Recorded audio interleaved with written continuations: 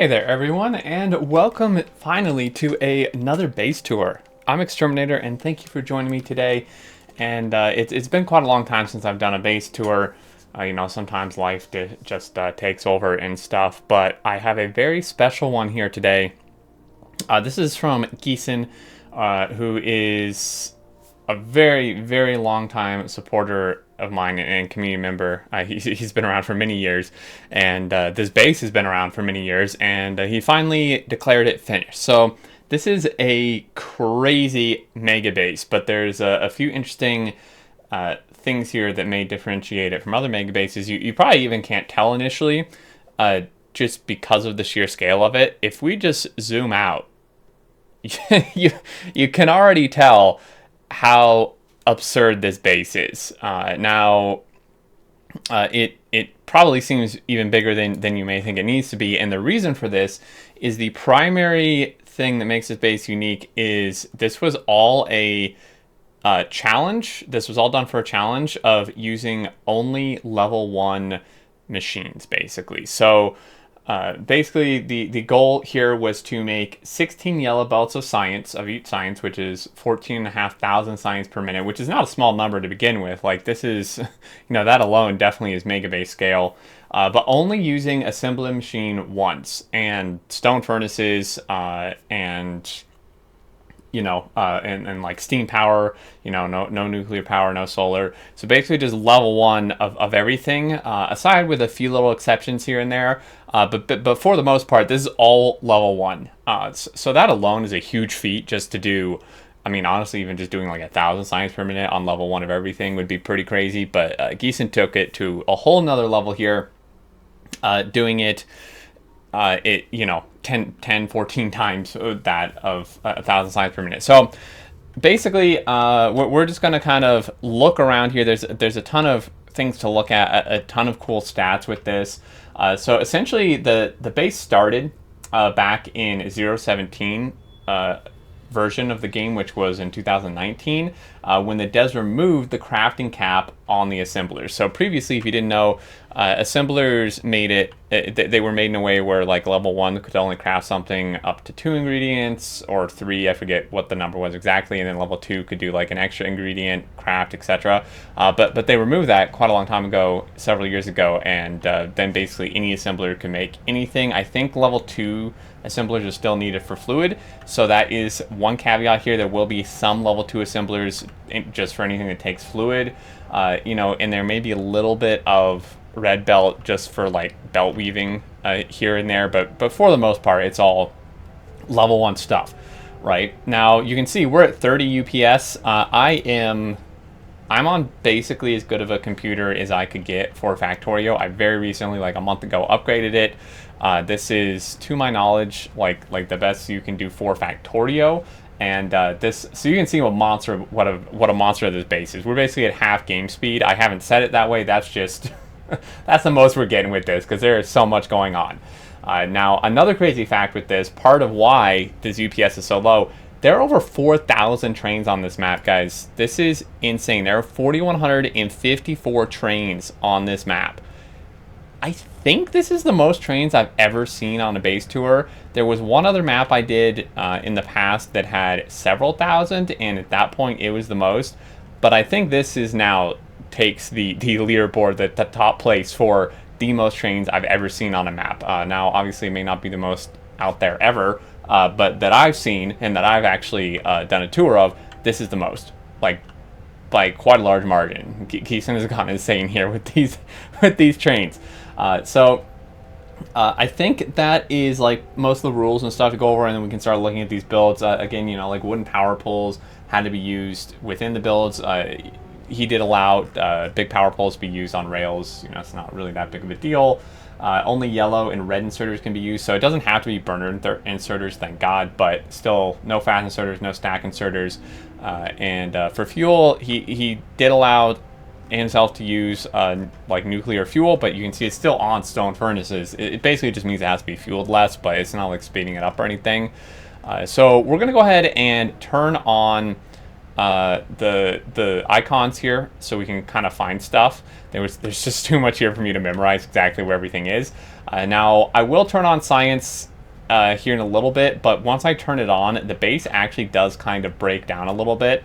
So I guess that's one last thing to mention is technically it doesn't fully work to the 14,500 science per minute. Once you turn it on, after a little while, it just kind of screeches to a halt due to, bottlenecks and builds, resource bottlenecks, and a lot of it is train jams.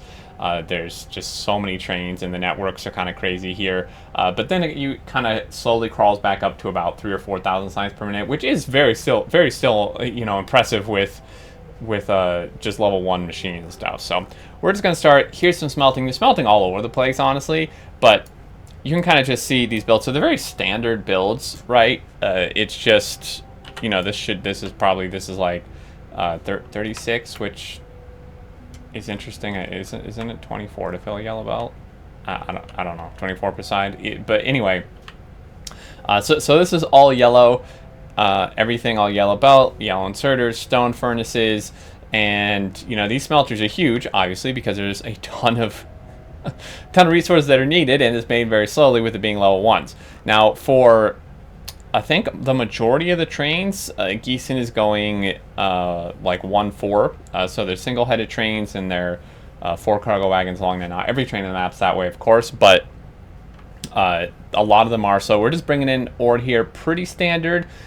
Brings it in and drops it off as it's needed. Now, there's interestingly no buffer chests at the train stations, which I do find, well, interesting. I usually put them here, but everything's so slow, you maybe don't have to anyway, just because it's all like level 1 stuff. And then we have some fueling trains here. I mean, the amount, honestly, just the fueling trains themselves would just drive me crazy, having to bring fuel to every single one of these builds. And I'm sure it uses a lot of it too. Now, everything, again, is stopped because there's no research. I will turn that on shortly. So this is iron. Pretty much all the iron builds should look just like this. I would imagine the copper builds do too. Copper is just up above it here, above this main line. Now, there are also multiple main lines in this base. So there's, I'm seeing here, he gave me a note somewhere about how many rail lines there are. I can't find it, but I think there's at least 3 or 4 like separated rail networks here, which is, understandable, honestly, just because there's so many trains that run on this. Like, having it all on one rail would never work.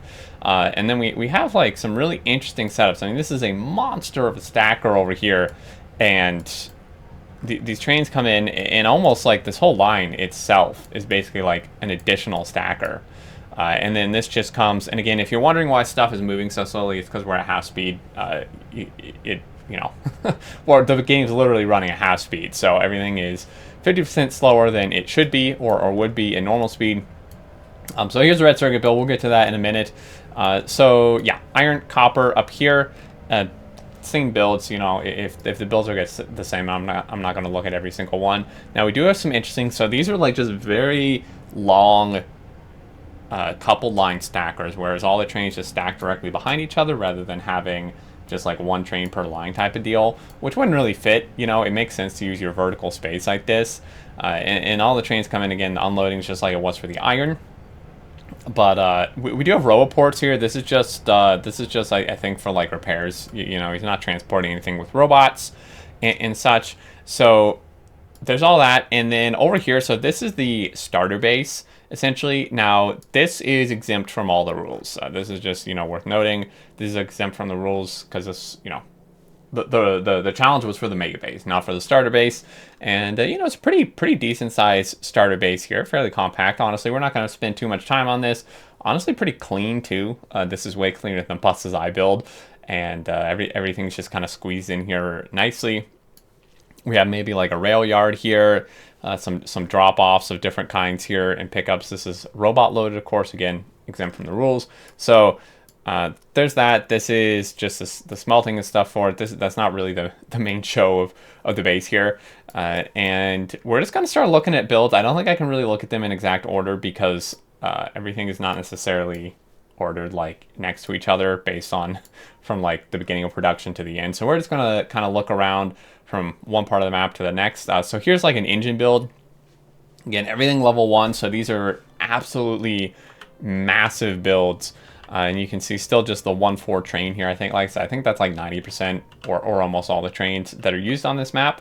And these are just massive, massive builds, super long lines here.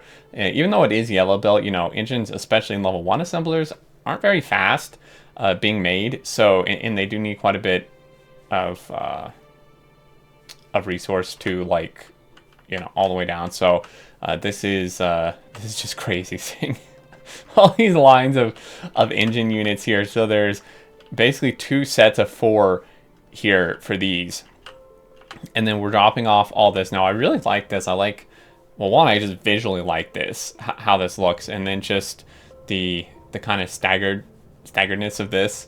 And again, no buffers anywhere, which is interesting. Maybe just to save on inserters, because obviously if you insert into like chests, you would then need a whole other set of inserters. So it essentially double the amount of inserters for all the unloading on the map, which would kill the UPS even more. So it is understandable. And again, things aren't moving. It's not like you're doing blue belt or anything like that, where you need to just be moving resources super fast. Now, biters are on and such, so this is why, you know, some of this is super heavily defended. And we do have a massive perimeter wall here with artillery outposts every so often. Tons of artillery outposts. So the enemies are on. Geeson did have to push them out all the way, you know, this far, these automated artillery outposts. And we have like even an inner line here of just so many turrets. Like, if we look, the highest power usage here is the idle turrets. Nothing is even really firing. I guess maybe one little group's firing, but hardly anything's even firing.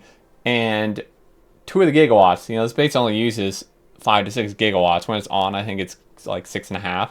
And basically the highest one by a large margin is the almost 100,000 laser turrets on this map. But you can see this whole thing is powered by steam. So there's almost 8,000 steam engines powering this base. That alone also probably doesn't help with the UPS, but again, it's part of the challenge. 69,000 assemblers, nice there. 13,000 blues. Again, this is for like stuff that needs fluids. So you can see there 350,000 yellow inserters, which is pretty wild. So we're just going to go back in the map view here. So here's a huge accumulator bank, which is just used, you know, there's no solar, but it's used to store some power too. Now, if we move up, so we looked at the engines over here. So this is pretty interesting. This is all the fluid in oil production. So what's happening here is he's doing advanced, but it looks like there's just no cracking, at least not here. Holy crap, this is huge. So all the 3 outputs are just being directly sent into trains, which makes sense. And these are not obviously 1-4 trains. These are massive.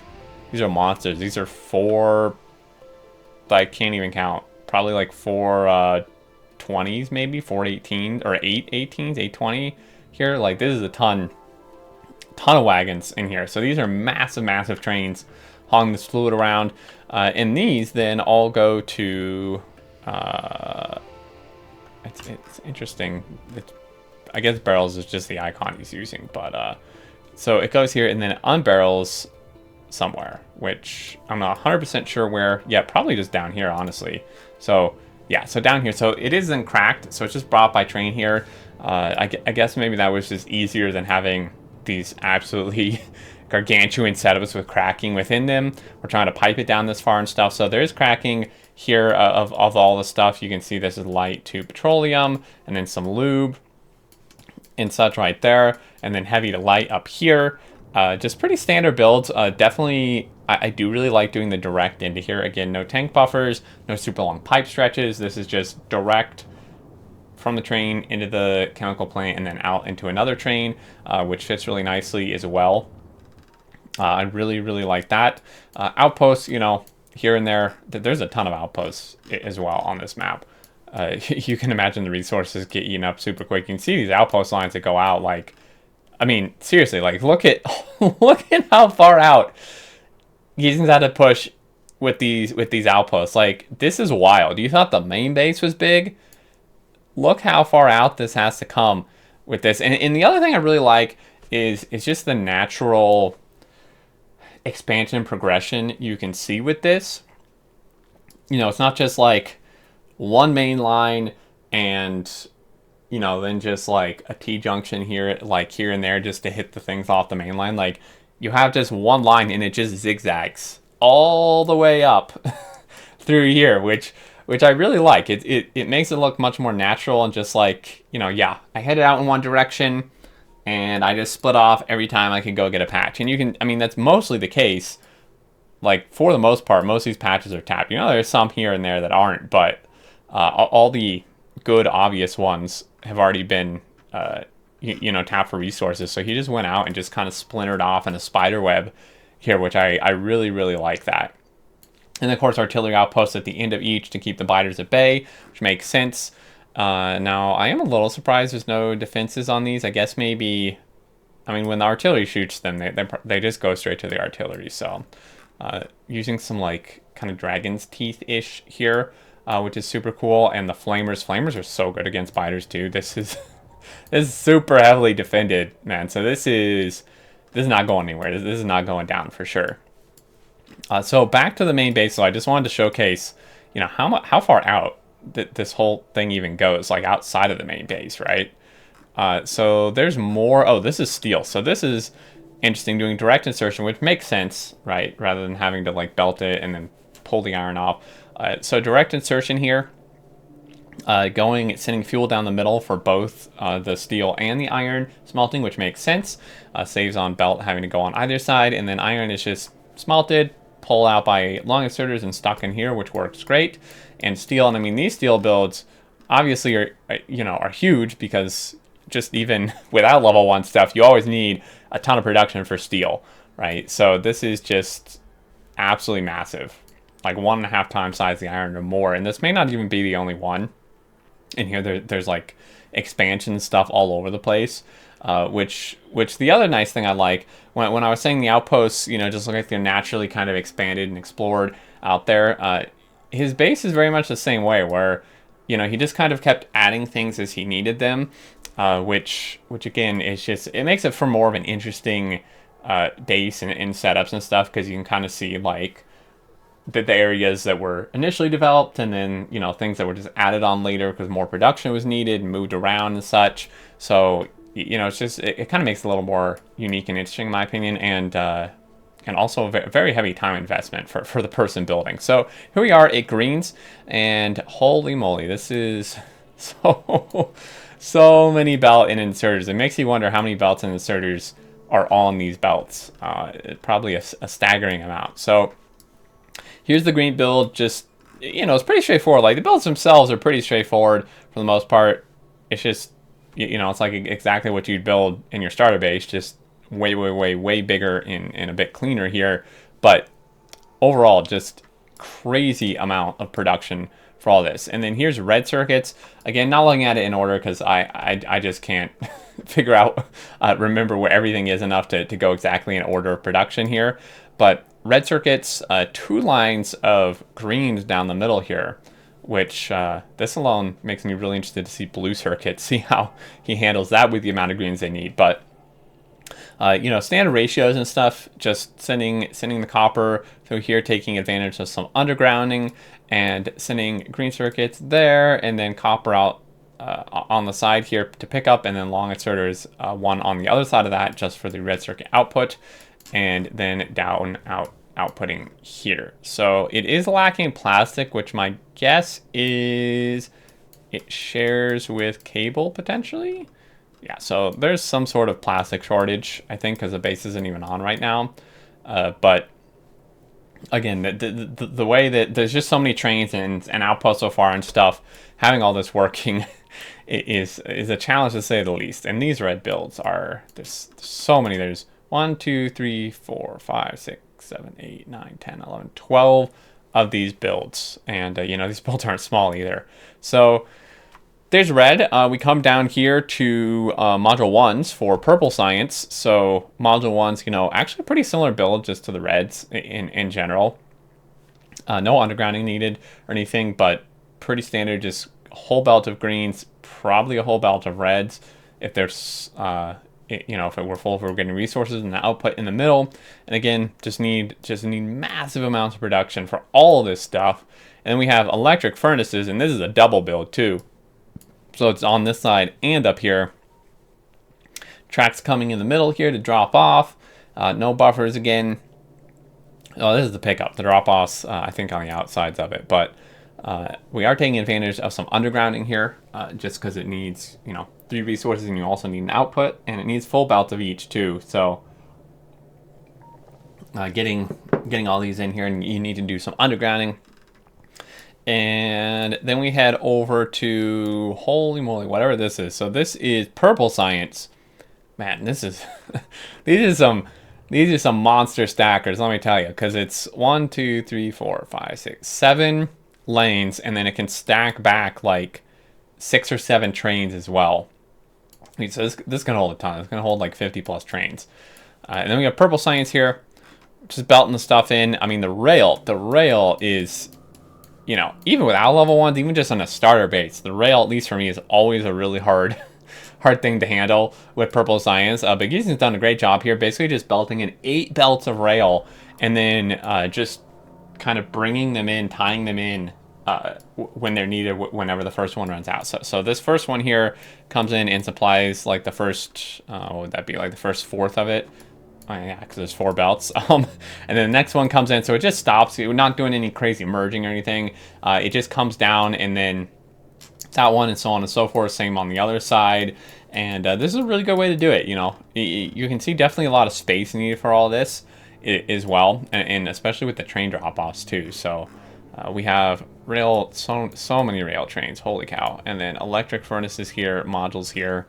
Purple science is all good to go there. And then we have battery production here, pretty standard again, just iron, copper, sulfuric acid, nothing super crazy needed there. We come up here to brick. So again, just like the iron or copper smelting, having to all use level 1s here, tons and tons and tons of brick smelting, and then come up here. So this is yellow inserters. So yeah, this is for then green science. So circuits come in. He's also color-coded the locomotives, which I really like. I always want to do that, and then I forget, and then I'm too lazy to do it. So it's always cool when we see people do that in their bases. And then 4 lines on either side here coming in to feed these 2 pickups of inserters. So if you ever needs a restock of inserters, just come down here. There's so many of them. And then, so that's purple science. I'm going to see if we can kind of start making our way. So this is speed 1s, probably for low density structures.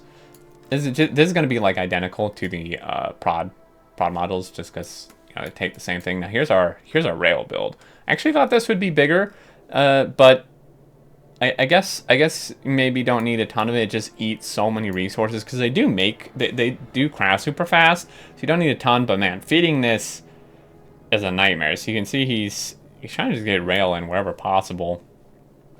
Thing in the middle here, and then actually belting the iron sticks, which is interesting. But we're actually training them in, I think. Oh, that's really interesting. I actually didn't expect that. So we're actually training in iron sticks. I think this may be the only time I've actually seen somebody train in iron sticks. That's pretty interesting. Not bad by any means, but definitely seeing some stuff we don't see every day here. So okay, so that's the models. I'm trying to find my way back to where I was. That's inserters. Bear with me here, guys. I know we're moving around a lot, but there's just so much going on in this space. Okay, so here is rod control units. Just looking here, and like a lot of these builds are going to be similar. At least things that take the same amount of ingredients, because like why complicate it when you already are dealing with a challenge like this? But just seeing the massive scale of these, and particularly with like the stackers and the loading and unloading, this is okay, so we actually have a bit of a train jam here. So this comes in, and this is another one of those like inline stackers he's using, basically just using the rail as a stacker. Now unfortunately we've jammed up the main line here. There's just so many trains that need to come in. These all have to be empty too. Yeah, so these must be the pickup. Just gotta either way. Well, it's probably not gonna unjam. I was gonna say wait for that to unjam. It probably won't. It may though, actually, once we turn on science. I'll just go ahead and throw a science on here, but we may lose a bunch of UPS doing this. So here is, oh, more copper. See, so that's what I mean. So like there's more copper down here. This was an expansion, it looks like, that he had to do later on. We come over here, here's accumulator production, probably for satellites, I'd imagine, and then maybe stealing some off for just his accumulator bank. So there's accumulators. Over here is, oh, so here's the rocket silos. So we have, because none of this, none of this is obviously, if you've seen, there's no models, there's no beacons. So even though this is, this is only, I shouldn't say only, this is doing 14,000 or can do 14,500 science per minute, but we need so many silos because there's no beacons or anything like that to make these go faster. So even if you fully supply these with materials, this is going to take quite a long time to actually make these rockets. So if you want to keep up with that X amount per minute, then you need a bunch of these. So these come in here, and again, science may be broken. It's unfortunate there's that Geeson, had so many problems with this. Not really like his fault. I mean, this is just a massive undertaking. I could not have done better. I'll just say right now, I probably would have given up way sooner than this. So I definitely can't blame him for having some production issues and train issues and stuff. Now this is low density. This is actually, I think, probably the biggest build on the map. This is low density structures, which is wild. So because we need it for yellow science, remember, and for the rockets. Similar type of thing that we did that was going on with the rails is we have the copper coming in, 3 or maybe even four lines of it, just like the rail, in fact, and then it splits off as needed. But this monster of a build is, it just spans this entire thing. And there was a note Geeson said that LDS is actually still one of the bottlenecks. I think so. So this is just like crazy, and it's also the build with the most trains. As you can see, there's, I'm not going to count these couple hundred trains here, maybe, because we, each one of these is, geez, I don't know, 50, probably 50 or 60 trains worth, and this is so many trains. This is unbelievable. So we come over here to, what is, oh, there's labs. Okay, interesting. Really not as many labs as I thought it would be. And then that, and where is, I'm still trying to find the blue circuits. I want to find blue circuits. So here is green circuit production. Pretty standard 3-to-2 direct insertion. The nice thing with not using models and beacons is all your ratios that you would use in the beginning of the game are exactly the same. You're not having to change any of that up. Now we are doing direct smelting for these builds, which is different than a lot of these other builds. I'm kind of surprised, unless I missed it. I'm kind of surprised he didn't do direct smelting for the low density structures, but maybe this, maybe this was a special circumstance or something. But I do like that. A lot of variety here. Now this is steel again.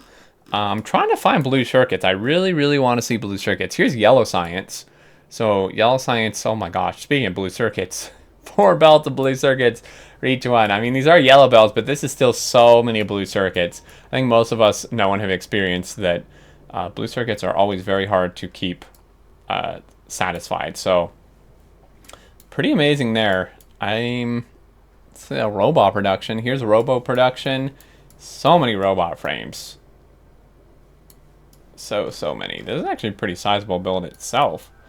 And then this is solar panels. Yeah, solar panels in here. You can just see I'm not looking super close at all these because they're fairly similar, but is this accumulator? Oh, this is blue science. Okay, so everything's kind of spread out now. Blue science actually is oddly, and I'm surprised the devs haven't changed this, but it's oddly one of the only ones that kind of has a different craft timed output here. So what I mean by that is, like, these two are both 21 seconds and output 3, and this is 24 seconds and outputs 2, but then this one is 10 seconds, outputs 2. Like, it's just like different. I kind of thought it would move more into the stage here, like output 3 or be a 21-second craft time. But my point here is that, like, out of these later game sciences, it's by far the slowest and lowest output. So this build is pretty massive for blue science. It always is on bases, but you know, you can see here, this is just crazy, because if it's 24 seconds, you know, these assembler ones are only half speed. So it's actually taking 48 seconds to do a craft of blue science. It does output 2, but still, I mean, you can see why there's so dang many of these. And then we come over here for plastic. So we hadn't actually looked at one of the final product oil builds, but plastic comes in here. So plastic is dead due to a lack of petroleum, which is interesting. I don't even know where petroleum's dropped off, to be honest. It's over here. So it looks like there's probably some sort of problem. Maybe a chain jam, but it looks like there's some sort of problem with petroleum, potentially. Yeah, where it is out. Oil problems, and let me tell you, oil problems are something I experience almost every single game. I'm still searching. I really want to see blue circuits before we call it here. Red circuits. It'd be really cool if you could like search on the map for something. Purple science. Oh, maybe. No, that was low density structures. Here's copper, but overall, this is. Oh, here's rocket fuel we can look at. This is an extremely impressive base. Like I said, I would have given up very long time ago. This is a challenge. You know, a lot of people do a challenge like this where they say just like beat the game with all level 1 or something, or burner only. This is like maybe one step above burner only, because you know you can use like electric inserters and all that stuff, but just doing it to this scale is super impressive and maybe a little bit insane, but overall Geeson has done an excellent job here. What is this? Oh wow. Oh, this is, I like this a lot. I like this satellite build a lot. It just looks really nice, and just seeing like this is so many expensive materials. This is a very expensive area. Blue circuits, LDS, rocket fuel, solar panels and accumulators, 4 belts of each coming in here. Man, this is, be a shame if that got nuked or something. This is iron still. Well, shoot, I don't know where blue circuits are. I mean, they're obviously made somewhere, but I cannot for the life of me find them. Oh, here's steam power. I don't think I showed off the power yet. So steam power, it is being fueled again by nuclear fuel. So I mean, I don't know how you would do this with coal, because it would burn so fast. But this is just a gargantuan amount of steam power, basically 8,000 steam engines. So pretty crazy there. Here's sulfur, sulfuric acid production flowing in here. The pipe running down the middle is interesting. A little different than I've normally seen. Not bad by any means. Oh, here's red science. Red science, super simple, you know, just gears and copper, easy peasy, but still a very large build. That's blue science. I may have to give up on my search here. I don't want to be here all day, but yeah, this base is just pretty mind-blowing. I'm lost for words, to be honest. Geeson's been working on this for a very long time. If we take a look at the game save time, this has almost 1,000 hours on it, guys. This is wild. Now, a lot of this, I don't know if a lot, but a decent amount of this has been spent just AFK, but I do know for a fact, because Geeson tunes into my streams basically every single time I stream, and for the last several years, you know, he's been updating me, showing me screenshots of this, you know, talking about his challenges and stuff, which is always really interesting. So, like, I know the Geeson has actually put in a huge amount of hours of actual play and actual work into this. You know, some of that is maybe idle, you know, just in the background type of deal, but overall, there's just a massive amount of gameplay and work and time that went into this, and yeah, I would love to hear what you guys think about this. You know, have you ever attempted a challenge like this? You know, what was your favorite part of this map? This may actually be one of the biggest, or the biggest map or base in terms of its physical size. Like the base itself is just gigantic, and then once you factor in all the outposts and such, I mean, this is just an absolutely monster map here. It's just super impressive. It was like 350 megabytes or something, but actually, one thing we can do really quick to find, if we go to where were those satellite builds? Let's where is, I'm trying to find a build that takes blue circuits so I can So I can, here we go. So I can maybe find it based on the train stop. So this goes to Blue Circuit pickup.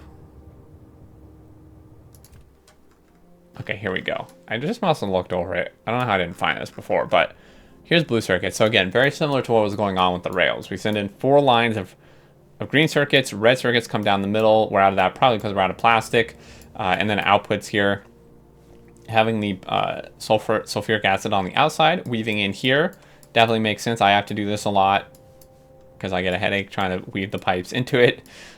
So, oh my gosh, this is also a huge build. I mean, blue circuits are not particularly fast to make, and they're super expensive. Another one of those, like, rail line is a stacker type of deal. I mean, it's not the main line itself. But again, with the amount of trains Geeson's using and the size of them, it does make sense. Otherwise, if you did a normal stacker where it was just 1 train per line, I mean, the thing would be like, even if you did diagonal, it'd be like all the way out to here. So this does make sense. But I think that's going to do it for this base tour. Overall, man, Geeson, congrats on sticking it out through this whole thing. It's been a long time. I'm super impressed with this base. I love this base. I spent a long time before the tour looking at it myself, but I'm probably just going to look at it some more here. And I would love to hear your thoughts below if you enjoyed this and such. Definitely feel free to leave a like, and if you're new, welcome, and feel free to subscribe to keep up with more videos like this. And I, as always, would love to hear your thoughts down below. But thank you, Geeson, so much for submitting this and spending so much time on it and stuff and keeping me updated on it over the years. It's been awesome, and I look forward to seeing what you do next. But that's going to do it. Thank you so much, everyone. And until next time, I look forward to seeing you all, and do take care.